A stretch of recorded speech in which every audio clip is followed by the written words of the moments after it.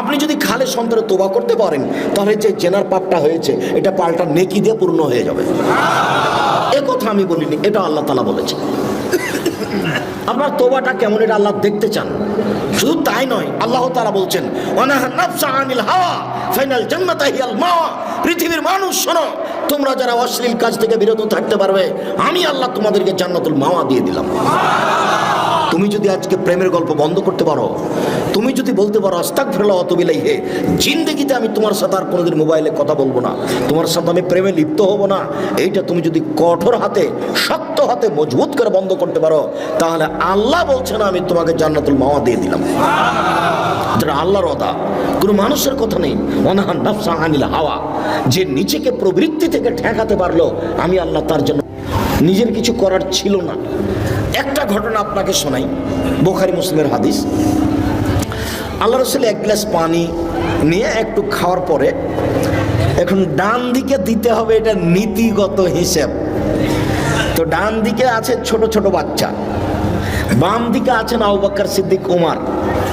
তখন আল্লাহ রাসূল ছোট ছোট বাচ্চাগুলিকে বলছেন, এই শোনো শোনো শোনো, তোমরা আমাকে একটু অনুমতি দাও না, আমি গিলাসটা এদিকে দিই। বাম দিকে বড় মানুষ আছে, কিন্তু আমি তো দিতে পারি না, আমাকে ডান দিক থেকে দিতে হবে, তো তোমরা একটু অনুমতি দাও আমাকে। তখন বাচ্চারা বলছে, না না না না, আপনার পক্ষ থেকে পানি আমরা পাবো, সেটা অন্য কাউকে দিব, এটা হতে পারে না। তখন আল্লাহ রাসূল বলছেন, নাও নাও, তাহলে তোমরাই নাও, নাও তোমরাই নাও। হাদিস বুখারী মুসলিম। এটা আপনি কি বুঝলেন? পৃথিবীর সবচেয়ে বড় মানুষ, এত বড় দামি মানুষ আল্লাহ পৃথিবীতে কাউকে সৃষ্টি করেননি। বিচারের মাঠে যেদিন কেউ কথা বলতে পারবে না, সেদিন তিনি বলবেন সালমা তুতা ওয়াসফাতু সাফা, মাথা উঠান বলেন, যা বলবেন আমি আল্লাহ তাই মেনে নিব, যা সুপারিশ করবেন আমি তাই গ্রহণ করব। আপনি একটু বলেন কি বলতে চান, যাহাই বলবেন তাহাই মেনে নিব, যা সুপারিশ করবেন তাহাই গ্রহণ করব। এই কথা আল্লাহ বারবার বলবেন বিচারের মাঠে। ইনি হচ্ছেন মুহাম্মদ সাল্লাল্লাহু আলাইহি ওয়াসাল্লাম। এত বড় মানুষ বাচ্চা ছেলের কাছে অনুমতি চাচ্ছেন। আর একটা জিনিস, ডান দিক থেকেই দিতে হবে। নিজে থেকে তো একটা ধর্ম বানাতে পারেন, আচ্ছা এই শোনো, ডান দিক থেকে দেওয়ার নিয়ম, কিন্তু আমি আজকে বাম দিক থেকে চালু করে দিলাম, এটা বলতে পারতেন, কিন্তু ধর্ম তার নিজের নয়, উপর থেকে যা বলেছেন তাই হবে। তাহলে পীর সাহেবের কি হবে? আপনাকে আর পীর সাহেবকে দেখে আমার মাঝে মধ্যে খুব অবাক লাগে। আর যেসব দিনী ভাই বোন আমার বিরুদ্ধে বলে, তাকেও দেখে আমার অবাক হয় যে আমি তো কোনোদিন অপ্রয়োজনীয় বাক্য বললাম না, তো আমার পিছনে লাগলো কি করে, কেন এ কথা বলছে? আচ্ছা, আমি না হয় চাঁপাইনবাবগঞ্জ পল্লী এলাকাতে বক্তব্য দিতে গিয়ে বলেছিলাম, ঘটনাটা ছিল এই যে চাঁপাইনবাবগঞ্জ পল্লী এলাকার মহিলারা বাড়ির পিছন দিকে গিয়ে সমতল মাটিতে বসে পেশাব করে। তো সমতল মাটিতে বসে পেশাব করলে পেশাব ছিটে এসে গায়ে লাগবে। মানুষের পেশাব ভয়াবহ, ইবাদত কবুল হবে না, না ধুইলে কবরে শাস্তি হবে। পক্ষান্তরে চাঁপাইনবাবগঞ্জের মহিলা পুরুষ গাভীর পাশ দিয়ে গেলে, গাভী যদি পেশাব করে তাহলে কাপড়টা গুটিয়ে ধরে, দূর দিয়ে যায়, যেন গাভীর পেশাব কাপড়ে না লাগে। অথচ যেসব প্রাণীর গোশত খাওয়া যায় সেসব প্রাণীর পেশাব নাপাক নয়, ওটা হাদিস বুখারী মুসলিম। আমার কিছু করার নেই। উটের পেশাব খেতে আল্লাহর নবী বলেছেন, আমি কি করতে পারি বলেন? হাদিস বুখারী মুসলিম। পৃথিবীর সবচেয়ে দামি মানুষ যার হাতে ধর্ম নির্ভর করে, তিনি বলেছেন যে তোমাদের পেট ফুলে গেছে, তোমরা উটের পেশাব খাও। যেখানে ছাগল বাঁধা থাকে সেই জায়গাতে তিনি সলাত আদায় করতে বললেন, নামাজ পড়তে বললেন, যে অথচ ছাগলের পেশাব আছে। আমি কি করতে পারি? আমি ওটা বলতে চাইনি এই কথাটি, আমি পরিস্থিতিতে বলেছি যে আরে আপনি গাভীর পেশাব থেকে বেঁচে থাকতে চাচ্ছেন, অথচ গাভীর পেশাব বালতিতে করে নিয়ে কাপড় ভিজিয়ে সেই কাপড়ে সলাত আদায় করলে কোনো সমস্যা নেই। আমি একটা জোর দিতে গিয়ে কথাটা বলেছিলাম, কিন্তু কথাটা এসে নোয়াখালীতে এইভাবে ধরা পড়বে তা আমি বুঝতে পারি। যে আমি সরাসরি বলে দিলাম যে গাভীর পেশাবে কাপড় ভিজান তারপর সালাত আদায় করেন, তার এটাই করতে হবে? জি না, ভুল হিসাব, আমি এটা বলিনি। আমি এইভাবে কথাটা জোর দিতে গিয়ে বলেছিলাম, সরাসরি এই কথা বলেছি এ কথা নয়। তার উপরে যে কথা বলেছি সে কথা আমাকে ফেরত নিতে হবে না। তবে আমি মানুষ, অবাক লাগে আপনি কিভাবে বিরুদ্ধে এত কথা বলতে পারেন। আমার জীবনে আমি কোনোদিন অপ্রয়োজনীয় বাক্য বলিনি। আমার জীবনে 90 সাল থেকে আমি মাঠে আছি, 90 সাল থেকে আমার জীবনে কোনোদিন আমি কিস্সা কাহিনী বলিনি। পুরো জীবন আমি কেসা পাবেন না। আমি যদি কারো কথা নকল করেছি তখন এভাবে বলেছি, তখন কেসাটা এভাবে দেখিয়েছি যে জনৈক বক্তা বক্তব্য বলছেন, একদিন গভীর রাতে ভাইজিদের মাথা পানি চাইলেন। ভাইজিদ দেখেন বাড়িতে পানি নাই, দূরে পানি আনতে চলে গেলেন। পানি নিয়ে এসে দেখেন মাথা ঘুমিয়ে গেছেন। ভাইজিদ গিলাস সাথে করে মায়ের পাশে দাঁড়িয়ে থাকলেন। সকাল হয়ে গেল, মায়ের ঘুম ভেঙে গেল। মা দেখে পাশে ভাইজিদ গিলাস নিয়ে দাঁড়িয়ে আছে। বাবা ভাইজিদ তুমি কেন দাঁড়িয়ে আছো? আম্মা আপনি সন্ধ্যা রাতে পানি চেয়েছিলেন, দেখি বাড়িতে পানি নাই, দূরে পানি আনতে গেলাম, পানি নিয়ে এসে দেখি আপনি ঘুমিয়ে গেছেন। আমি চিন্তা করলাম রাতের কোনো অংশে যদি আমার আম্মা পানি চান, আমি যদি নির্ধারিত সময়ে পানি দিতে না পারি তাহলে আমি উপযুক্ত সন্তান হতে পারবো না। সেই জন্য আমি গিলাস নিয়ে দাঁড়িয়ে আছি। মা গিলাসটা হাতে করে পানিটুকু পান করে নিয়ে বাচ্চাকে শুইয়ে দিয়ে আল্লাহর দরবারে প্রার্থনা করতে লাগলেন, আল্লাহ আমার ভাইজিদের প্রতি আমি খুশি হয়ে গেছি, তুমি আমার ভাইজিদকে কবুল করে নাও। মায়ের দোয়া কবুল হয়ে গেল, ভাইজিদ বড় আলেম হয়ে গেলেন। ঘটনা মিথ্যে। আমি যদি বক্তব্য কণ্ঠস্বরে কোনো কথা বলে থাকি, যদি কাহিনী বলে থাকি, তা আমি কারো কথা নকল করে এভাবে বলে দেখিয়েছি আপনাকে, দিয়ে বলেছি যে এটা আপনি প্রমাণ করেন, আমার মরা পর্যন্ত সময় থাকলো। দেখি আপনি কিভাবে প্রমাণ করবেন। 30 পারা কোরআন আপনার চোখে ধরে না, এটা একটু অনুবাদ করে শোনাতে পারেন না? মুহাম্মদ সাল্লাল্লাহু আলাইহি ওয়াসাল্লামের 23 বছরের জীবন, 30,000 সহিহ হাদিস আপনার একটু চোখে পড়ে না? আপনি একটু এগুলো শোনাতে পারেন না? নোয়াখালী লক্ষ্মীপুর বাড়ি হলেই কি একবারে শুনে না আহমদুল্লাহ নাস্তাকবর বলে কাহিনী শুরু করে দিতে হবে? রিয়াজুস সলেহিন থেকে খাওয়ার উপরে, পান করার উপরে 10টা হাদিস মুখস্থ করে বলা যায় না? রিয়াজুস সলেহিন থেকে 20টা হাদিস মুখস্থ করে সালামের উপরে বলা যায় না? রিয়াজুস সলেহিন থেকে সুদ ঘুষের উপরে 10টা হাদিস বলা যায় না? কেন আপনি এখানে আসলেন? কেন আপনি আসবেন এখানে? কেন আপনার মসজিদে ফাজাইল আমল থাকবে?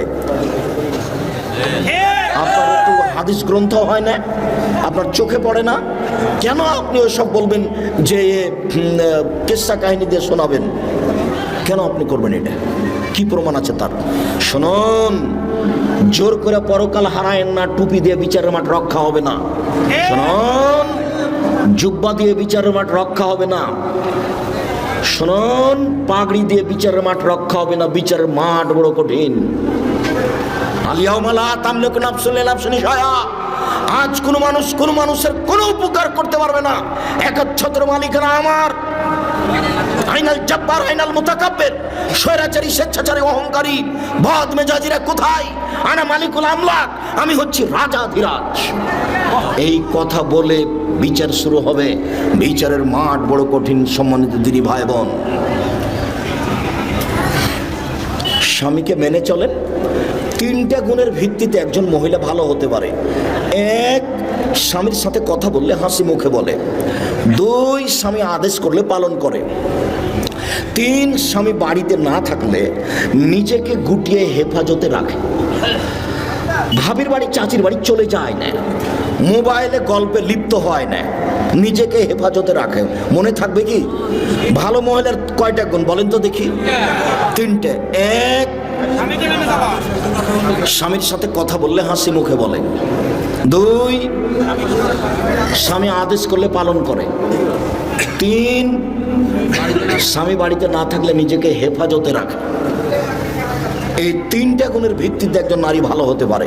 এবার আপনাকে নিয়ে একটা কথা বলে আমরা আলোচনায় যাচ্ছি। আপনি কে? আপনার পরিবারের উপরে আপনার কি ক্ষমতা আছে? প্রেসিডেন্ট আইয়ুব, পাকিস্তানের প্রেসিডেন্ট মার্শাল্লাহ জারি দেশে 44 ধারা জারি আছে, কারফিউ জারি। সন্ধ্যার পরে কেউ বাড়ি থেকে বের হতে পারবে না, 4টে যাতায়াত বন্ধ। সেদিন একটা ভ্যানওয়ালা বলছে যে খুব তাড়াতাড়ি বাড়ি যেতে হবে। বলে কেন? বলে ফখরুদ্দিনের যুগ। কি যে হয়! রাজশাহী মেডিকেলে গিয়ে দেখছি যে মেডিকেল একটা কলার ছালও নাই, মানুষও নাই। আমার নিজের কথা বলছি, নিজের চোখের দেখা কথা। আর ভ্যান চালকের কথা আমি নিজে নকল করছি, তার নাম ক্ষমতা। আপনি হচ্ছেন এই বাড়ির মালিক, এই বাড়িতে 44 ধারা জারি থাকবে আপনার পক্ষ থেকে। আপনার মেয়ে এখন এখানে এসে গল্প করছে মানে আপনি কাপুরুষ।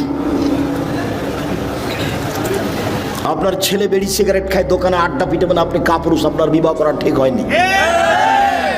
আপনার ছেলে জন্ম দেওয়া ঠিক হয়নি। পুরুষ মানে ক্ষমতাধর, এই বাড়িতে তার ক্ষমতা চলবে, যা বলবে তাই হবে, তার নাম ক্ষমতা।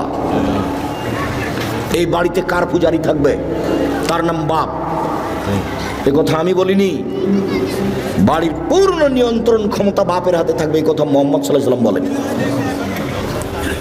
অতএব এক ফাকসুহা মাক্তাসাইতা, যে মানের কাপড় আপনি পরবেন বউকে সে মানের পরাবেন।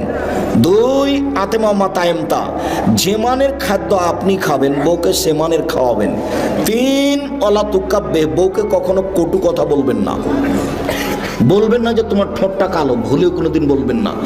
একবার ঠোঁট কালো বললে 10 বছর আপনাকে ভালোবাসবে না। ভুলেও কোনোদিন বলবেন না যে ঠোঁটটা মোটা, তোমার রংটা কালো, এভাবে বলবেন না। ভুলেও কোনোদিন শ্বশুর শাশুড়িকে গালি দিবেন না। একদিন শ্বশুর শাশুড়িকে গালি দিলে আপনার বউ আপনাকে জীবনে কোনোদিন ভালোবাসবে না। ভুলেও কোনোদিন কটু কথা বলবেন না। এই ছেলে, তোমাকে বলছি, বউয়ের সাথে তোমার এত খারাপ ব্যবহার কেন? তুমি কথাও কথা তোমার স্ত্রীকে গালি দাও কেন? ও কি পশু প্রাণী নাকি? ও কি তোমাদের বাড়ির কুকুর শ্রীগাল পশু প্রাণী? তুমি তোমার বউকে এত তুচ্ছভাবে দেখো কেন? মুহাম্মদ সাল্লাল্লাহু আলাইহি ওয়াসাল্লাম বলেছেন বউকে কটু কথা বলবা না। 4 ওলা তাজরিবাল আলা, মুখের উপরে মারবা না। 5 ওলা তাতরুকা ইল্লা ফিল বাইতে, তুমি তোমার বাড়ি ছাড়া তোমার বউকে কোথাও যেতে দিবা না। ও খালার বাড়ি যেতে পাবে না, ও ফুফুর বাড়ি যেতে পাবে না, ও ভাবির বাড়ি যেতে পাবে না, ও মায়ের বাড়ি যেতে পাবে না। জরুরি প্রয়োজন ছাড়া বাড়ি ত্যাগ করতে পারবে না, এই কথা মুহাম্মদ সাল্লাল্লাহু আলাইহি ওয়াসাল্লাম বলেন, আমি বলিনি। ও আপনার বাড়ির বাইরে যেতে পারে না। বিবাহের বাড়িতে যাওয়ার কোনো প্রশ্নই আসে না। বিবাহের বাড়িতে গেলে স্বামীর সংখ্যা বেশি হয়ে যাবে। স্বামীর সংখ্যা বেশি হয়ে যাবে মানে অবৈধ কর্ম হয় একেবারেই সহজ। ভুলেও কোনোদিন বিবাহের বাড়ি স্ত্রীকে যেতে দিবেন না। আপনি যান, আপনার ছেলে যাক, আপনার বাপ যাক, মহিলা যদি যাওয়াই লাগে আপনার মা যাক, আপনার বউ যাবেন না। বইয়ের উপর একটা কন্ট্রোল ক্ষমতা থাকতে হবে, কথা মুহাম্মদ সাল্লাল্লাহু আলাইহি ওয়াসাল্লাম বলেন। এই বাড়িতে আপনার পক্ষ থেকে কার পূজারি থাকে, 5টা জিনিস জরুরি। মহান আল্লাহ বলেন, ফাসাল্লি লিরাব্বিক, পৃথিবীর মানুষ তোমরা তোমাদের প্রতিপালককে সন্তুষ্ট করার জন্য সালাত আদায় করো। মুহাম্মদ সাল্লাল্লাহু আলাইহি সাল্লাম, আপনি আপনার প্রতিপালককে সন্তুষ্ট করার জন্য সালাত আদায় করুন। মহান আল্লাহ বলেন, হাফিজু আলাস সালাওয়াত ওয়াস সালাতিল উস্তা, পৃথিবীর মানুষ তোমরা 5 ওয়াক্ত সালাত আদায় করো, বিশেষভাবে আসরের সালাত আদায় করো। আসরের সালাত নির্ধারিত সময় আদায় করতে হবে, 5টাই করা যাবে না। দেরি করতে করতে করতে হুজুর একবারে সূর্য ডুবিয়ে দেয় মনে হচ্ছে, সেটাই হুজুরের কাছে পছন্দনীয়। এই ছেলে, প্রত্যেকটা বস্তুর ছায়া যখন তার সমপরিমাণ হবে তখন আসর। আমি বলিনি এই কথা, কে বলেছেন বলো তো? মুহাম্মদ সাল্লাল্লাহু আলাইহি সাল্লাম। আর তুমি যখন আসরের সালাত আদায় করছো তখন 10টা হয়ে গেছে গো। বুঝতে পারোনি কথা? আসরের সালাতের সময় কখন? প্রত্যেক বস্তু যখন তার ছায়াটা তার সমপরিমাণ হবে। কালকে লাঠি খাড়ো করো একটা দিয়ে, ছায়াটাতে দাগ দাও, দিয়ে এবার বোতলটা ফেলে দাও। যদি ছায়াটা তার সমান হয়ে থাকে, এখন আসরের টাইম হয়ে গেছে। এ কথা আমি বলিনি, কে বলেছেন? মুহাম্মদ সাল্লাল্লাহু আলাইহি সাল্লাম বলেছেন। পৃথিবীর কোন মানুষের কথাকে এই কথার সাথে লাগাবা না। আমি আব্দুর রাজ্জাক বিন ইউসুফ 5 পয়সা দাম নেই। পৃথিবীর কোন মানুষের কথাকে এই কথার সাথে লাগাবা না। ওমর রাদিয়াল্লাহু তাআলা আনহুর কথাকে এই কথার সাথে লাগাবা না। মানুষ হিসাবে পৃথিবীর ব্যতিক্রম মানুষ ওমর।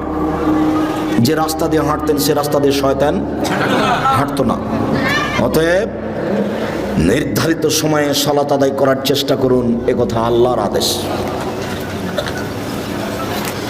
যে কোনো মূল্যে সালাত আদায় করতে হবে।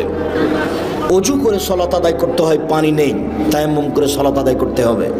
মাটি নেই, বিনা অজুতে বিনা তায়াম্মুমে সালাত আদায় করতে হবে।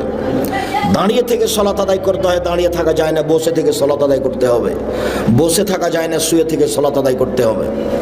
কেবলার দিকে মুখ করে সালাত আদায় করতে হয়, কেবলা বোঝা যায় না, এমনিতেই পড়তে হবে। শত্রু তাড়া দিয়েছে, দৌড়িয়ে চলে যাচ্ছি, ওই দিকে ওইভাবেই সালাত আদায় করতে হবে।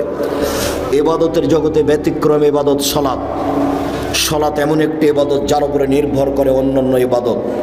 সালাত আছে তো আর ইবাদত আছে, সালাত নেই তো সব বাতিল। আব্দুর রাজ্জাক সাহেবের একাধিক দিনের বক্তব্যে আমরা জানি যে ইবাদতের জগতে সবচেয়ে দামি ইবাদত সিয়াম, রোজা। কেন? সালাত যতই দামি ইবাদত হোক, এরপরে সালাতের নেকিটা আল্লাহ নিজে হাতে দিবেন না। বলেন তো দেখি, কোন ইবাদতের নেকি নিজে হাতে দিবেন? সিয়াম। তাহলে বলতে গেলে ইবাদতের জগতে সবচেয়ে দামি ইবাদত হলো সিয়াম। সাপ্তাহিক রিপোর্ট আল্লাহর দরবারে কোন কোন দিনে পেশ করা হয়?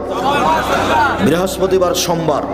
এই জন্য আল্লাহর নবী চাইতেন যে আমার রিপোর্টের সময় দেখো তুমি যে আমি সিয়াম আছি, দেখো এই নাও দেখো। এই জন্য তিনি কোন কোন দিন ভালোবাসতেন? বৃহস্পতিবার আর সোমবার সিয়াম পালন করা। সবাইকে আমি অনুরোধ জানাচ্ছি এই 2 দিন সিয়াম পালন করার জন্য। আপনি মুরব্বী, আপনার কাছে আমার জরুরি অনুরোধ, আপনি বৃহস্পতিবার সোমবার সিয়াম পালন করবেন। আর বাৎসরিক রিপোর্ট কোন দিন পেশ করা হয়? না না না না, শাবান মাসে। তবে শাবান মাসের কোন দিন, সেই দিন মুহাম্মদ সাল্লাল্লাহু আলাইহি ওয়াসাল্লামের জানা ছিল না, যার কারণে তিনি শাবান মাসে বেশি বেশি সিয়াম পালন করতেন। বর্ণনাকারী বলছেন, আল্লাহর নবী আপনি শাবান মাসে এত বেশি রোজা থাকেন, সিয়াম থাকেন কেন? তখন আল্লাহ রাসূল বলছেন, দেখো শাবান মাসের বাৎসরিক রিপোর্ট পেশ করা হয়, কোন দিন আমার জানা নাই। কিভাবে ভারত, বাংলাদেশ, পাকিস্তানের আলেম ওলামা জেনে নিলেন সেদিন 15ই শাবান। তাই কলকারখানা, অফিস আদালত, কোর্ট কাছারি, শিক্ষা প্রতিষ্ঠান সব কিছু বন্ধ করে আতর গোলাপ মেখে রাতে গোসল করে দিনে সিয়াম থাকে। অবাক কথা, এত বড় সুযোগ হলো তো আল্লাহ নবী তাহলে একদিনই থাকতেন। একদিন না থেকে তিনি বেশি দিন থেকেছেন, একবার 15 তারিখ পর্যন্ত, 20 তারিখ পর্যন্ত, 25 তারিখ পর্যন্ত, 27 তারিখ পর্যন্ত। খালি এই টেনশনে যে কোন দিন যে হলো বাৎসরিক রিপোর্টের দিন। তো সেটা কোন মাস? শাবান মাস। কোন দিন কেউ জানে না। কিভাবে আমরা জেনে নিয়েছি সেই দিন কোন দিন? 15ই শাবান। হাসাওয়া কাল্লা, কখনো নয়, ভুল হিসাব। বেশি বেশি সিয়াম পালন করে ধরতে হবে রিপোর্টের দিন। ইবাদতের জগতে সবচেয়ে দামি ইবাদত সিয়াম, এ কথা ঠিক। কিন্তু যদি নামাজ না থাকে তাহলে রোজাটাকে আল্লাহ এভাবে কেটে দিবেন, যা এটা বাতিল। ইবাদতের জগতে শক্তিশালী, ক্ষমতাধর, পাওয়ারফুল ইবাদত হলো দান। দানের চেয়ে এত ক্ষমতাধর শক্তিশালী ইবাদত পৃথিবীতে নেই। দান করলেন এখানে মায়ের নামে কবরের শাস্তি বন্ধ, ক্ষমতাই ভিন্ন। আল্লাহ নবী বলছেন যে পানি যেমন আগুনকে নিভাতে পারে, দান তেমন পাপকে মিটাতে পারে। দান করে পাপ মিটিয়ে দেন। আল্লাহ খুব রাগান্বিত, আপনাকে জাহান্নামে দিবেন। তো 10 টাকা দান করেছেন, 500 টাকা দান করেছেন, তখন আল্লাহ বলছেন আচ্ছা আচ্ছা ঠিক আছে, যাও, নরম হয়ে গেছে, যাও যাও জান্নাতে যাও। দানের খুব ক্ষমতা। কিন্তু দানের যতই ক্ষমতা থাক, যদি সে সালাত না থাকে তাহলে দানকে আল্লাহ কি করবেন? কেটে দেবেন। দানের আর কোনো ক্ষমতা নেই। আল্লাহর ভয়ে 1 ফোঁটা চোখের পানি আল্লাহর কাছে সবচেয়ে প্রিয়। 1 ফোঁটা চোখের পানি, এর চেয়ে কোনো পছন্দনীয় ইবাদত আল্লাহর কাছে নাই। 1 ফোঁটা চোখের পানি। রাসূল সাল্লাল্লাহু আলাইহি ওয়াসাল্লাম বলছেন, লা ইয়ালিজার রাজুলু বাকা মিন খাসিয়াতিল্লাহ তা ইয়ালিজাল লাবানু ফি দারে। গাভীর বাঁট ওলান থেকে দুধ বের করে ভিতরে ঢোকানো যায় না যেমন, আল্লাহর ভয়ে কাঁদে যে সে জাহান্নামে যাবে না তেমন। গাভীর বাঁট ওলান বুঝেন কি? চাপ দিয়ে দুধ বের করে ভিতরে ঢোকানো যাবে? এই কাজটা যেমন অসম্ভব, আল্লাহর ভয়ে কাঁদে যে তার জাহান্নামে যাওয়া তেমনি অসম্ভব। এটা আমি বলিনি, এই কথা মুহাম্মদ সাল্লাল্লাহু আলাইহি সাল্লাম বলেন। এরপরেও কেঁদে আপনি অনেক নেকি করেছেন, কিন্তু সালাত নেই। এবার এটা আল্লাহ কি করবেন? এটা কেটে দেবেন, বাতিল। তাহলে ইবাদতের জগতে সবচেয়ে ব্যতিক্রম ভিন্ন ধরনের ইবাদত হলো সালাত, যার উপরে নির্ভর করে অন্যান্য ইবাদত। সালাত এমন একটি ইবাদত যার উপরে নির্ভর করে অন্যান্য ইবাদত। অতএব পরিষ্কার কাপড় পরে সালাত আদায় করতে হয়, পরিষ্কার নেই, যেই কাপড়ে পেশাব পায়খানা লেগে আছে ওই কাপড় পরেই সালাত আদায় করবেন। পরিষ্কার অপরিষ্কার কোনো কাপড়ই নেই, আপনি উলঙ্গ হয়ে আছেন, নামাজের টাইম হয়ে গেছে, আপনি এ অবস্থাতেই সালাত আদায় করবেন। যার কারণে আমি বহুদিনই বলেছি যে মুসলিম দেশে মার্কিন সৈন্য ঢুকে, কথার কথা ইরাকে আফগানিস্তানে মুসলিম মহিলাকে ধরে 5 জন 7 জন ধর্ষণ করার পরে পরনের কাপড় খুলে নিয়ে উলঙ্গ অবস্থায় তাদের সামনে হাঁটতে বাধ্য করে। এই সময়ে যদি সলাতের টাইম হয়ে যায় তাহলে মুসলিম মহিলাকে উলঙ্গ অবস্থায় মার্কিন সৈন্যের সামনে সলাত আদায় করতে হবে, করতেই হবে। পৃথিবীতে ব্যতিক্রম ইবাদত সলাত, যেই সলাত যে ইবাদত মানুষের কোনো অসুবিধা বুঝে না, সমস্যা বুঝে না, অসুখ বিসুখ বুঝে না, কিছুই বুঝে না, একেবারে কিছুই বুঝে না। সময় হলে সালাত আদায় করতে আপনি বাধ্য। পৃথিবীতে ব্যতিক্রম ইবাদত সালাত। যারা সালাত আদায় করে না তারা কেমন? যারা সালাত আদায় করে না তারা কাফের। রাসূল সাল্লাল্লাহু আলাইহি সাল্লাম বলেন, মান তারাকা সালাতা মুতাআম্মিদান ফাকাদ কাফারা। কেউ যদি ইচ্ছাকৃত সালাত ছেড়ে দেয় তাহলে সে কাফের হয়ে গেল। মুহাম্মদ সাল্লাল্লাহু আলাইহি সাল্লাম বলেন, বাইনাল আবদ ওয়া বাইনাল কুফরি তারকুস সালাত। মুসলমান এবং কাফের মধ্যে পার্থক্য হচ্ছে সালাত ছেড়ে দেওয়া। কেউ যদি সালাত ছেড়ে দেয় তাহলে সে কাফের, কেউ যদি সালাত আদায় করে তাহলে সে মুসলমান। আসহাবু মুহাম্মাদিন সাল্লাল্লাহু আলাইহি সাল্লাম লা ইয়ারাউনা তারকু কুফরুন গায়রা সালাত। মুহাম্মদ সাল্লাল্লাহু আলাইহি সাল্লামের সঙ্গী সাথী সাহাবীগণ কেউ যদি রোজা ছেড়ে দিয়েছে তাহলে তাকে কাফের মনে করতেন না, কেউ যদি হজ না করত তাহলে তাকে কাফের মনে করতেন না, কেউ যদি যাকাত না দিত তাহলে তাকে কাফের মনে করতেন না, তবে কেউ যদি সালাত আদায় না করত তাহলে তাকে কাফের মনে করতেন। রাসূল সাল্লাল্লাহু আলাইহি সাল্লাম বলেন, উমিরতু নুকাতিলান নাস হাত্তা ইয়াকুলু লা ইলাহা ইল্লাল্লাহ। মানুষ যতদিন পর্যন্ত লা ইলাহা ইল্লাল্লাহ না বলেছে, সালাত আদায় না করেছে, আমি তাকে পিটিয়ে সালাত আদায় করাবো, মারবো, না হয় মরবো। এই হাদিসের ভিত্তিতে সেই কালে ইমাম আহমদ ইবনে হাম্বল রাহিমাহুল্লাহ বলেছেন, কেউ যদি সালাত আদায় না করে তাহলে তাকে কুরবানি করতে হবে। এই হাদিসের ভিত্তিতে সেই কালে ইমাম আবু হানিফা রাহিমাহুল্লাহ বলেছেন, কেউ যদি সালাত আদায় না করে তাহলে তাকে জেলখানায় বন্দি করে পিটিয়ে সালাত আদায় করাতে হবে। এই হাদিসের ভিত্তিতে বর্তমান আরবি বিদ্বানগণ বলছেন, স্বামী নামাজ পড়ে স্ত্রী পড়ে না, স্ত্রী পড়ে স্বামী পড়ে না, তাহলে বিবাহ কেটে গেছে, বিবাহ বাতিল। চেয়ারম্যান লাগে না, মেম্বার লাগে না, খাতা কলম লাগে না, বিবাহ এমনিতে গেছে। এই ছেলে, তুমি কি কারো গায়ে হাতি আছো নাকি? রেডি হও, এক খেলে চেয়ে থাকবা তোমাকে যেন পাখি মনে করে পাথর। এক খেলে চেয়ে থাকবে যেন তোমাকে পাখি মনে করে পাথর। সম্মানিত দিনী ভাই বোন, একজন বেনামাজি যদি মারা যায় তো আরবি বিদ্বানগণ বলছেন ওকে শ্মশান ঘাটে ফেলে দিতে হবে। হিন্দু মারা গেলে যেখানে ফেলতে হয় সেখানে ফেলে দিতে হবে, মুসলমানের কবরস্থানে কবর দেওয়া যাবে না। এ কথা বর্তমানে আরবি বিদ্বানগণ বলছে। অতএব কেউ যদি সালাত আদায় না করে তাহলে তারা কাফের। আমরা বলছি তারা বড় পাপী। একটু কেউ যদি সালাত আদায় করে রাসূলের পদ্ধতি না করে তাহলে সে কেমন? কেউ যদি সালাত আদায় করে রাসূলের পদ্ধতিতে না করে তাহলে ফাওয়াইলুল লিল মুসাল্লিন আল্লাযীনা আন সালাতিহিম সাহুন। যারা সালাত আদায়ের ব্যাপারে অমনোযোগী, ঠিক মতো সালাত আদায় করে না, তারা ওয়াইল নামক জাহান্নামে যাবে। রাসূল সাল্লাল্লাহু আলাইহি সাল্লাম বলেন, যারা ঠিক মতো নিয়ম মতো সালাত আদায় করে না তারা ফেরাউনের সাথে থাকবে। পৃথিবীতে সবচেয়ে বড় বদ মানুষ ফেরাউন। অনেকে আল্লাহ বলে দাবি করেছে।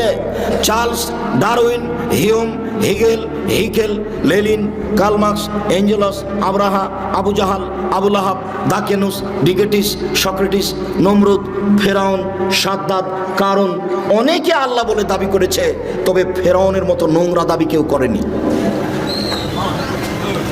মিশর জাদুঘরে ঢুকে বারবার বলছি, মোহাম্মদ, ফেরাউনের লাশ কোথায় সেখানে চলো। 150 পাউন্ড দিয়ে টিকিট করে ভিতরে ঢুকেছি ফেরাউনকে দেখার জন্য। দীর্ঘ সময় কাটার পরে ফেরাউন কোথায় আছে খুঁজে পাওয়া যায় না। জিজ্ঞাসা করো, জিজ্ঞাসাতে বোঝা গেল আরো 300 পাউন্ডের টিকিট করে ঢুকতে হবে, সেটা এইদিকে। তো টিকিট করার পরে ভেতরে গেলাম, দেখি 12 জন লাশ, প্রায় সবাই একই। 19-20 বোঝা যায় না। একটা লাশের পাশে লেখা আছে আল ফারার আসলি, এ হচ্ছে আসল ফেরাউন। যদিও আমি খুব একটা নিশ্চিত বিশ্বাসী নই, কেননা যেখানে ফেরাউন ডুবে গেছে বলে তারা সাইনবোর্ডে লিখে রেখেছে। আমি বক্তব্যে যখন বলেছি জায়গাটা না দেখার আগে, তখন আমার কাছে একটা অস্পষ্ট ছিল। আমি বলেছি কালা আসাব মুসা ইন্দাল্লাহ মুদ্রাকুন, মুসার সঙ্গী সাথী বললেন আমরা বন্দি, ফেরাউন আমাদেরকে ধরে নিয়েছে। কেন? ডানে ফেরাউন, বামে ফেরাউন, পিছনে ফেরাউন, সামনে সাগর। মুসা আলাইহিস সালাম দৌড়িয়ে পালাচ্ছিলেন, পালাতে পালাতে সামনে সাগর পড়েছে। তো এখন ডান দিকে বাম দিকে পিছন দিকে ফেরাউন আছে, সামনে সাগর, বাঁচার কোনো পথ নেই। তাই সাহাবীগণ বলছেন আমরা আটকা পড়েছি।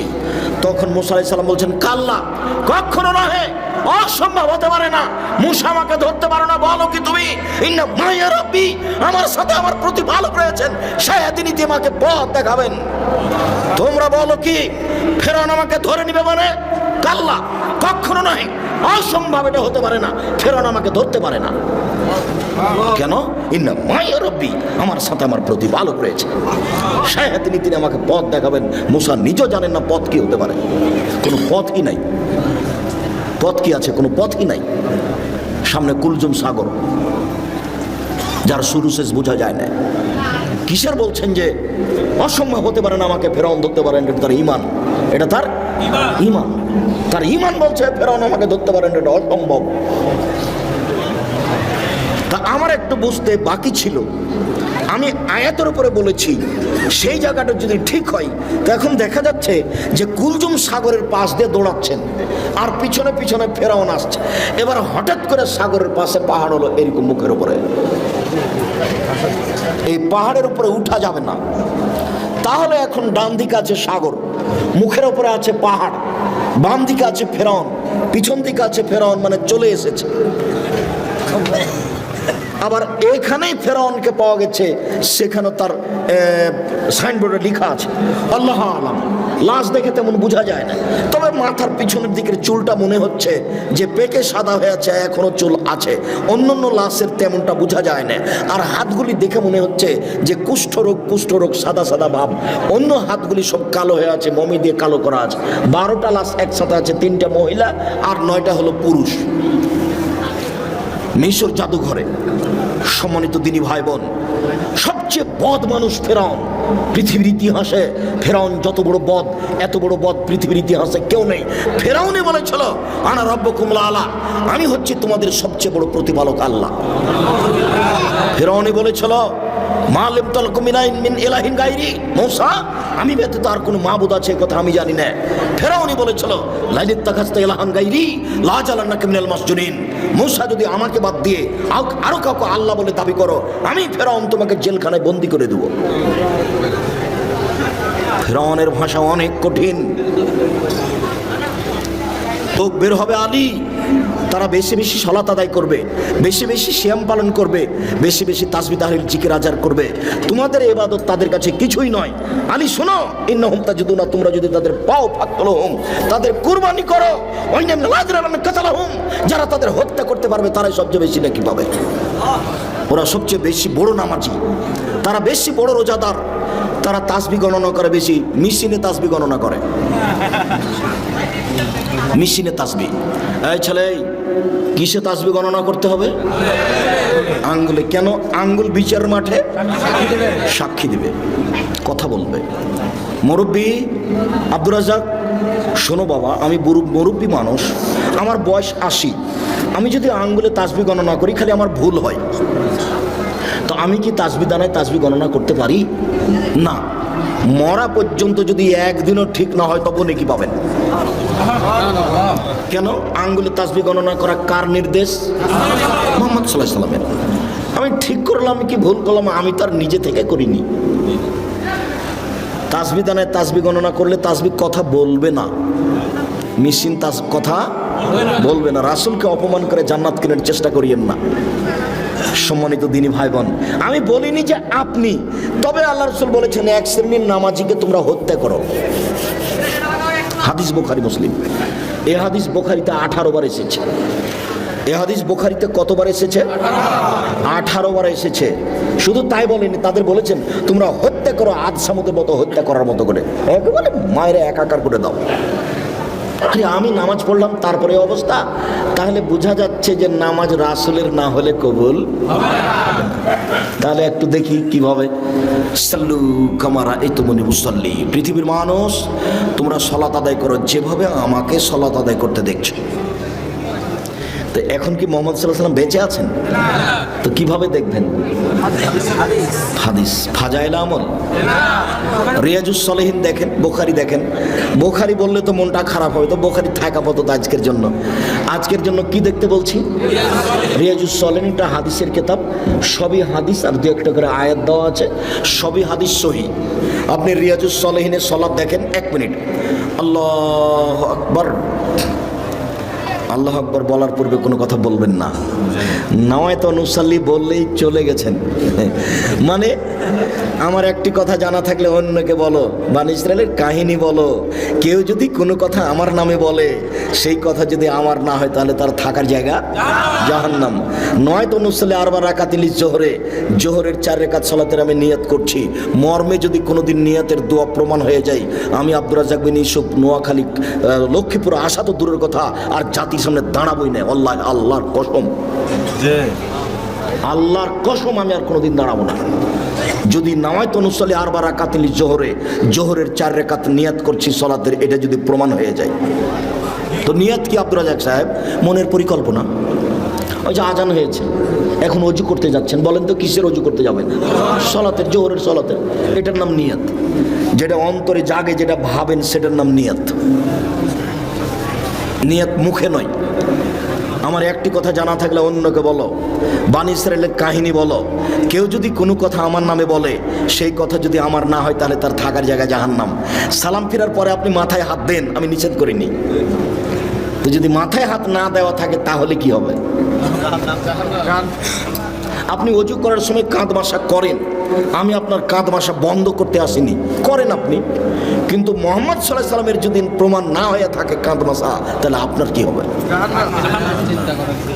তাহলে আপনি বিবেচনা করে দেখেন, হুজুরকে বলেন, আপনি তো খুব ভালোবাসেন, আপনারা সমাজের দায়িত্ব পালন করেন, হুজুরকে মাঝে মধ্যে দাওয়াত দেন, খাওয়ারও দেন। বলবেন আগামীকালকে, আহমদ মাওলানা সাহেব আপনাকে আমরা খুব ভালোবাসি, বেশ ভালো মন্দ বাড়িতে হলে আদর করে খাওয়ায়ও বটে, দয়া করে কাঁধ মাসা করার হাদিসটা উল্লেখ করবেন। আবু হুরায়রা রাদিয়াল্লাহু তাআলা আনহু বলেন, রাসূল সাল্লাল্লাহু আলাইহি সাল্লাম বলেছেন অজু করার সময় কাঁধ মাসা করতে হবে। আবু দাউদ হাদিস নাম্বার এত, হাদিসটি সহিহ। সহিহ কেন বলতে হবে? এই জন্য যে আব্দুর রাজ্জাক সাহেব বলেছেন এই দেশে নাকি প্রায় 3 লক্ষ জাল হাদিস আছে। এইটা তো আবার সেটা নয়, এইটা আবার সেটা হলে তো বেকায়দা হয়ে যাবে। ফাজাইলে আমল বই লেখা আছে যে আদম আলাইহিস সালাম ভারত থেকে 60,000 বার হজ করতে গেছেন। তাহলে 60,000 বার যদি হয়, তাহলে বছরে একবার হজ, তাহলে আদমের বয়স কত? 60,000 বছর। নেন এবার কোন দিক থেকে কোন দিকে লেগে গেছে। হুজুর একবারে বেখাপ্পা কথা বলেছেন, একেবারে যে মানায় না। আমার এক চাচাতো ভাই বরিশাল থেকে এক মুফাসসির গেছেন তাফসীর করতে। তো তাফসীর শুনে এসে আমাকে বলছে যে তোরা ওইসব তাফসীর জানিস না। আচ্ছা কি তাফসীর একটু বলেন, তোরা ওগুলো জানিসই না, কিছু তো বলবেন, সেটা কি তোরা জানিস না? তার বলেন শুনি। তো বলছে শোনো, আদম আলাইহিস সালাম ঘুম থেকে উঠে দেখছেন পাশে একজন সুন্দরী মহিলা, তো হাত বাড়ালছেন। তখন ফেরেশতা বলছেন থামেন। তো আদম আলাইহিস সালাম বলছেন কেন? বলে মোহর দিতে হবে। মোহর কি? বলে মুহাম্মদ সাল্লাল্লাহু আলাইহি সাল্লামের উপরে 1000 বার দরুদ পড়ে দিতে হবে। কোরআন মাজিদে সূরা বাকারাতে আল্লাহ বলেছেন যে আমি আদমকে সব কিছু শিখিয়ে দিয়েছি, সব কিছু। তো বউকে কিভাবে হালাল করতে হবে সেটাই তিনি জানলেন না। আরে নিজের বউকে হালাল করাই জানলেন না। শুনুন, কিয়ামত পর্যন্ত মুফাসসির সাহেব এই তাফসীর প্রমাণ করতে পারবে না। এদেশে একটা বই পাওয়া যায়, বইয়ের নাম তাফসীর কি মিথ্যা হতে পারে? জিজ্ঞাসাবোধক নাম। ওই বইয়ে যা তাফসীর আছে সবই মিথ্যে। বইয়ের নাম কি? তাফসীর কি মিথ্যা হতে পারে? কোনোদিন দেখেছেন বইটা? জি, এইখানে আছে কি না আমি তা জানি না, বাড়িতে থাকতে পারে। বইয়ে যা তাফসির আছে সবই মিথ্যে। আইয়ুব আলাইহিস সালামের শরীরে পোকা হয়নি, ও কথা মিথ্যে। দাউদ আলাইহিস সালাম কারো স্ত্রীকে দেখে পাগল হননি।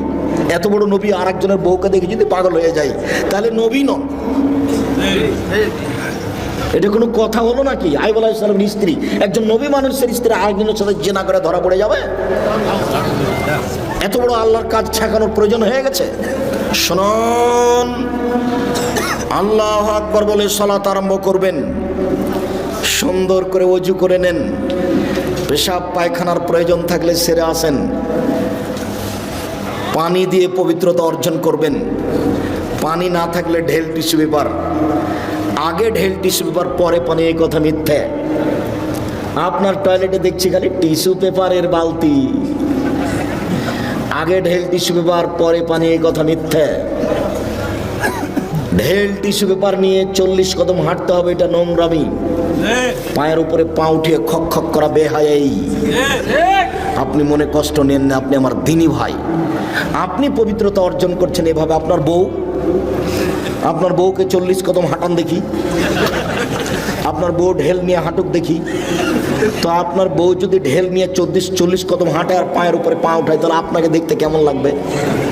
তাহলে আপনাকে মহিলাটাকে দেখতে যেমন যেমন লাগবে, মহিলাটা আপনাকে দেখতে তেমন তেমন লাগে। এরকম কাজ ধর্ম হতে পারে না। আপনাকে আরো বলছি, 40 কদম পরে আপনি টিস্যু ফেলেন, মনে হবে পেশাব আসলো। 40 কদম নয়, 40 দিন পরে যদি ফেলেন তবে মনে হবে। কেন? এটা আপনার ধারণা হয়ে গেছে। সহজ পথ। পেশাব হয়ে গেছে, পানি দিয়ে পবিত্রতা অর্জন করেন, হাতটা মেজে নেন। এখন যদি মনে হয় যে এক ফোঁটা পেশাব আসলো, তাহলে ওযু করার সময় একটু পানি এনে লজ্জাস্থানে সামনাসামনি এভাবে ছিটিয়ে দেবেন। বুঝাতে পারিনি? বাস, পবিত্রতা শেষ। আর ভিতরে এনে ধারণা করতে হবে না।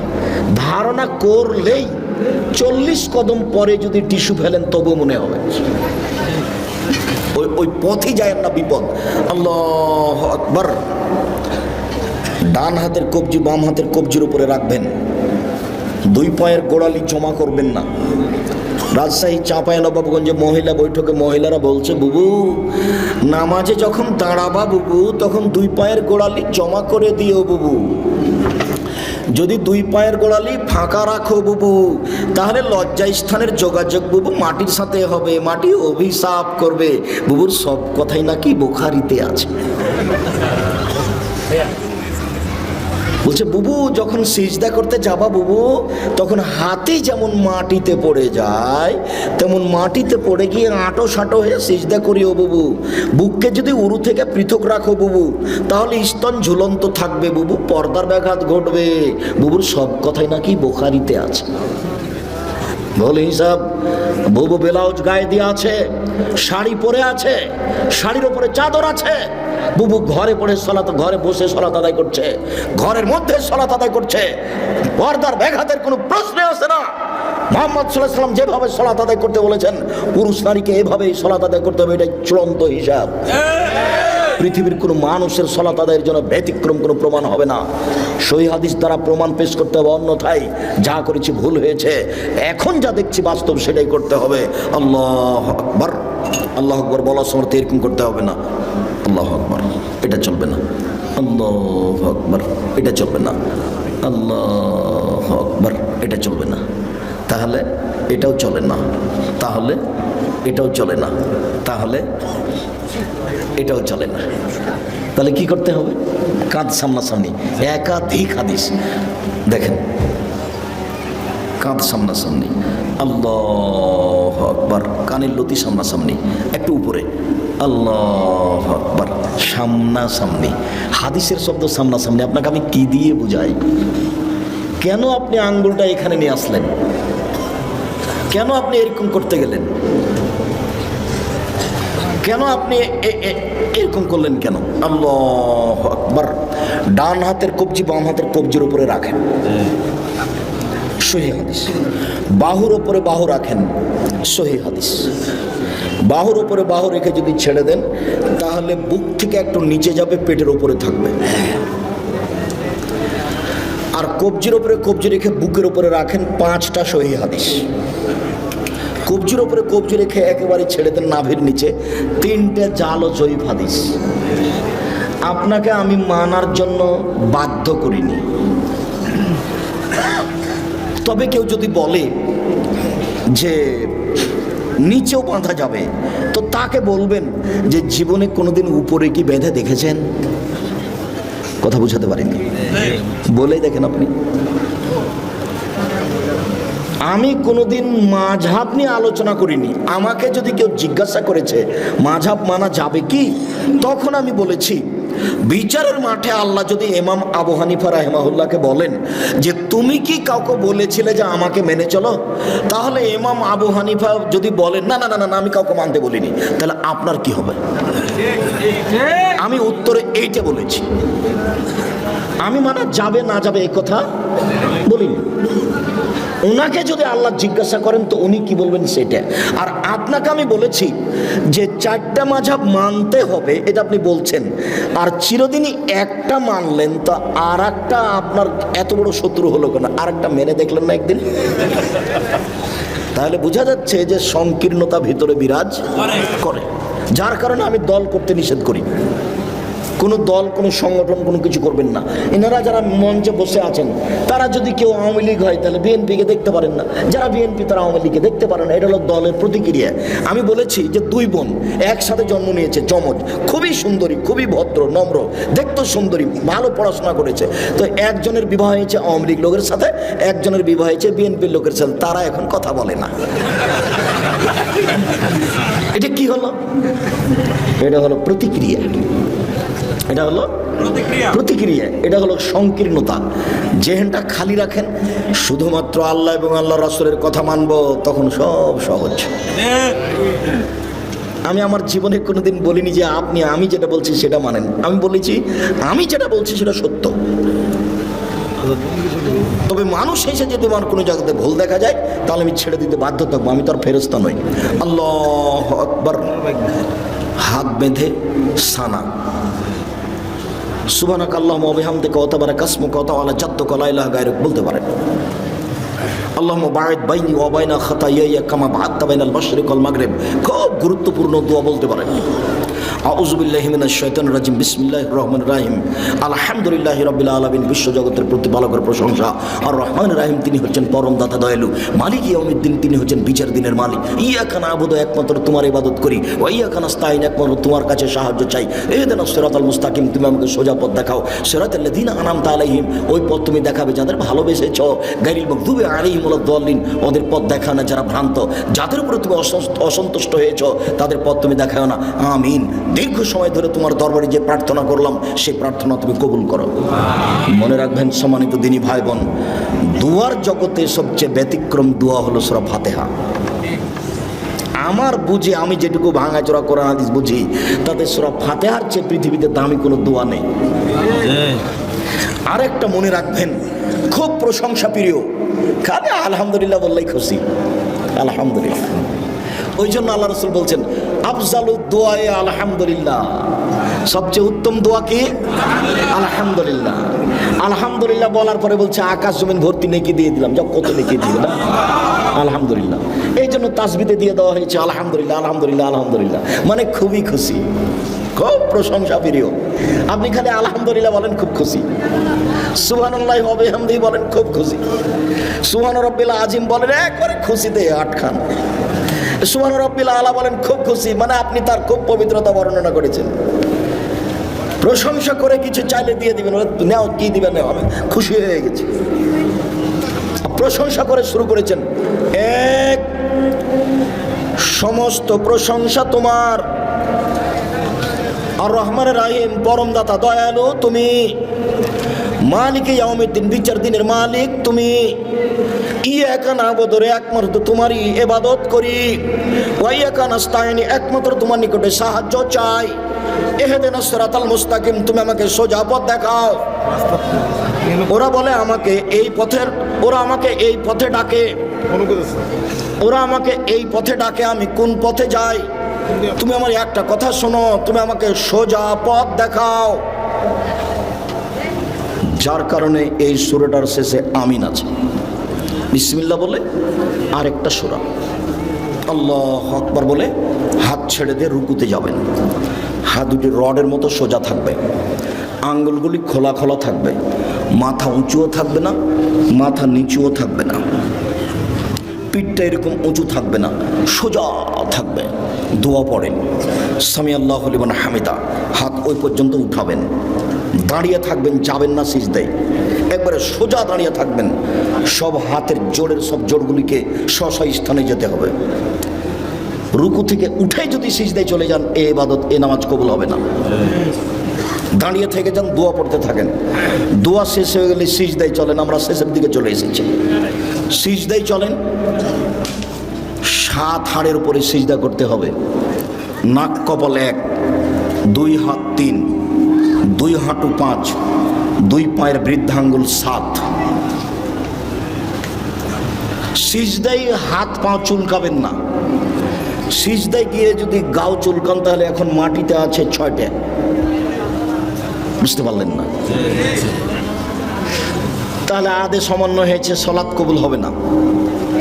সিজদায় গিয়ে যদি একটা পা উঠে আর একটা পা চুলকান তাহলে এখন মাটিতে কয়টা আছে? 6টে। অথচ সিজদার সময় মাটিতে কয়টা থাকবে? 7টা। নাক আগে না কপাল আগে এই কথা নয়, দুটাই মাটিতে লেগে থাকবে, এটা কথা। নাক কপাল 1, 2 হাত 3, 2 হাঁটু 5, 2 পায়ের বৃদ্ধাঙ্গুল 7। হাত দুটির আঙ্গুল জমা জমা করে কানের পাশে রাখবেন, কোনোইকে এভাবে উঠে রাখবেন, পেটের নিচ দিয়ে যেন ছাগলের বাচ্চা পার হতে পারে। সহিহ হাদিস। নারী পুরুষ সবারই একই হুকুম, কোনো পার্থক্য নেই। সিজদায় উঠে দোয়া পড়েন, আবার সিজদায় যান, উঠে আসেন, এ হলো 1 রেকাত, আরও 1 রেকাত, এ হলো 2 রেকাত। আত্তাহিয়াতের বৈঠক হলে পায়ের পাতার উপরে বসবেন। আর যদি সালামের বৈঠক হয় তাহলে বাম পাকে ডান দিকে বের করে দিবেন, নিতম্বের উপরে বসবেন, ডান পাটা খাড়ো হয়ে থাকবে, বাম হাতের আঙ্গুল জমা জমা করে হাঁটুর উপরে রাখবেন, ডান হাতের আঙ্গুলের কনিষ্ঠ আঙ্গুল এবং তার পরেরটা জমা করবেন। করেন তো দেখি। বৃদ্ধাঙ্গুলের পরের আঙ্গুলের নখের উপরে পেটটা রাখেন, অবিরাম নড়বে আত্মাহিয়াত এখানে সালাম পর্যন্ত। একবার উঠানোর পৃথিবীতে ভুয়া হাদিসও নেই, এটা এমনিতেই চলছে। অবিরাম নড়বে, যতবার নড়বে ততবার শয়তানকে আঘাত করা। আত্মাহিয়াত, দরুদ, দুআয়ে মাসুরা। তারপরে আমার একটা পরামর্শ, সেটা কি বলেন তো? রব্বির হামহুমা কামা রাব্বায়ানি সাগীরা। বাপ মায়ের জন্য দোয়া করা, জাযাকাল্লাহ খায়ের, মনে আছে, ভুলবেন না সহজে। রব্বির হামহুমা কামা রাব্বায়ানি সাগীরা। হে আল্লাহ, তুমি আমার প্রতিপালককে দেখো, তুমি আমার বাপ মাকে দেখো বাল্য অবস্থায় আমাকে যেভাবে দেখেছিল। এই দোয়াটা যেন না ভুলি, তার জন্য কি পরামর্শ আছে? 2 রেকাত সলাত। 2 রেকাত সলাত আদায় করে আল্লাহকে বলবেন যে একমাত্র দোয়াটা মনে রাখার জন্য আমি এই 2 রেকাত সলাত আদায় করছি, তুমি আমাকে কবুল করো। আসসালামু আলাইকুম রহমতুল্লাহ, আসসালামু আলাইকুম রহমতুল্লাহ। এরপরে যা কিছু হবে তা জিকির।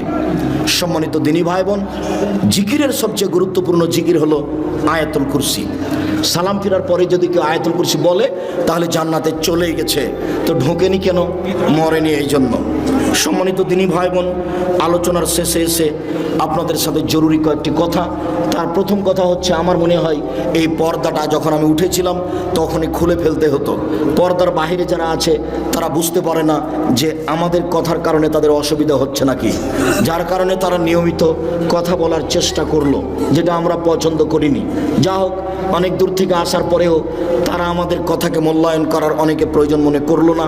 এটা তাদের অযোগ্যতা, এটা তাদের বিদ্যা বুদ্ধি না থাকার প্রমাণ। কেননা আমরা খুব জোরালোভাবে পেশ করেছি, আমরা জাতির সামনে একটা বাক্য অগ্রহণীয় বলি না। কাজেই কেউ বুদ্ধিমান তারপরে আমাদের কথা শুনবে না, উপেক্ষা করে গল্প করবে, এমনটা হতে পারে না। কেউ কোনোদিন এরকম জায়গাতে টিকতে পারেনি, আজও টিকার কোনো পথ নেই। দ্বিতীয় জরুরি কথা আপনাদের সাথে এই, জামিয়া সালাফিয়া ডাঙ্গিপাড়া পবা রাজশাহী, জামিয়া সালাফিয়া রূপগঞ্জ নারায়ণগঞ্জ ঢাকা, জামিয়া সালাফিয়া 6 মাইল বাবুগঞ্জ বরিশাল, জামিয়া সালাফিয়া তেঘরা বিরল দিনাজপুর, জামিয়া সালাফিয়া সিলেট, জানি না চট্টগ্রামে কখন হবে, তবে নোয়াখালীতে পরিকল্পনা চলছে। লক্ষ্মীপুরের লোকেরা অনেকে দাবি রেখেছে, এখন আমি চূড়ান্ত হিসাব পেশ করিনি, অপেক্ষায় আছি। ভাবছিলাম নোয়াখালীতে হোক, তাহলে সব জেলার জন্য সহজ হবে। শেষ পর্যন্ত যদি নাই হয় তাহলে লক্ষ্মীপুরে হিসাব থাকতে পারে। মর্মে সকল দিনী ভাই বোনকে আমি জামিয়া সালাফিয়ার জন্য আন্তরিকভাবে দোয়া করার জন্য অনুরোধ জানাচ্ছি। আমার মনে বড় সাধ, এদেশের মাটিতে আমি উন্নত মানের প্রতিষ্ঠান গড়ে উন্নত মানের বাংলা, ইংরেজি, আরবি শিক্ষাদানের মাধ্যমে অন্যায়ের বিরুদ্ধে লড়বো, মুখে কলমে মিডিয়ায় ইনশাআল্লাহ আমি লড়বো ইনশাআল্লাহ। সম্মানিত দিনী ভাই বোন, মর্মে আপনাদের সামনে জামিয়া সালাফের পক্ষ থেকে মুখে যেমন বলি তেমন একটা কলম পেশ করতে চাই আপনাদের সামনে। সেটা হলো মাসিক আল ইতিসাম পত্রিকা। তাতে আছে 10 জন মুফতি, তাতে আছে 10 জন গবেষক, তাতে আছে 14 জন কর্মচারী। ব্যয়বহুল খরচের পত্রিকা মাসিক আল ইতিসাম পত্রিকা। 50টা প্রশ্নের উত্তর থাকে। সব দিনই ভাই বোনকে আজকে শুধু নয়, নিয়মিত একটা করে পত্রিকা সংগ্রহ করার জন্য অনুরোধ জানাচ্ছি। আর আব্দুল্লাহর বই লেখা রিজিক, ব্যতিক্রম বই রিজিক, সম্ভবত দাম ৭৭ টাকা। আপনার রুজিতে বরকত হয় না কেন, বা রুজি বেশি হবে কি করে? হাদিস ভিত্তিক অনেক দলিল পেশ করেছে আব্দুল্লাহ, বইয়ের নাম রিজিক। আব্দুল্লাহর বইটা যদি থাকে মিন্নাতুল বারি আছে কিনা আমি জানি না। বাংলার ব্যতিক্রম ব্যাখ্যা মিন্নাতুল বারি, আরবি ভাষাতে এমানের ব্যাখ্যা বের হয়েছে তা আমার জানা নাই। এই হিসাবে ব্যতিক্রম বুখারীর ব্যাখ্যা মিন্নাতুল বারি। আমি খাকসার, আমার তেমন কিছু নেই আজকে, তবু তাওজিহুল কোরআন তাফসির, ব্যতিক্রম পদ্ধতিতে তাফসির লেখা আছে তাওজিহুল কোরআন আর দোয়ার বই। প্রায় 40টি সহিহ হাদিস আছে হাত তুলে দোয়া করার, কিছু জয়ীফ হাদিস আছে, 16টি স্থান আছে কোথায় কোথায় হাত তুলে দোয়া করতে হবে।